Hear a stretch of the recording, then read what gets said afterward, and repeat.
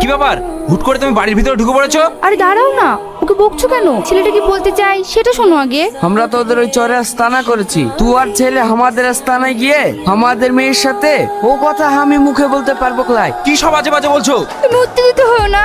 আমি আজে বাজে বলছি ক্লাই? তুই আমার সাথে গেলেই সব দেখতে পাবি। ছেলেকে আশকারা দিয়ে দিয়ে মাথায় তুলেছো, মান ইজ্জত আর কিচ্ছু রাখলো না। এই কালু, বলেন বাবু। চল আজই ওদের আস্থানার ব্যবস্থা করতে হবে। সাহিন বাবু, ও তোহার ঘর ফিরে যা, না হলে তোর আব্বা জানতে পারলে আমাদের এখানে থাকতে দেবে ক্লাই? আমি এখান থেকে কোথাও যাবো না, আমি শ্রাবণীকে ভালোবাসি। ভালোবাসি? তোর রুচি দেখে আমি অবাক হয়ে যাচ্ছি। একটা ছোট জাতের মেয়েকে। এই কালু, শাইনকে গাড়িতে তোল আর ওদের আস্তানা পুড়িয়ে দে। না বাবু, তুই এমন করিস লাই। আমরা ছোট জাত হলেও আমরা তো মানুষ। নিজের মেয়েকে লেলিয়ে দিয়ে আবার মানুষ। আমাদের আস্তানা জ্বালাইস না। তোদের ভাড়াতে আমরা কাজ করতে চাই, আমাদের আস্তানায় সব জ্বালিয়ে পুড়িয়ে শেষ করে দিই।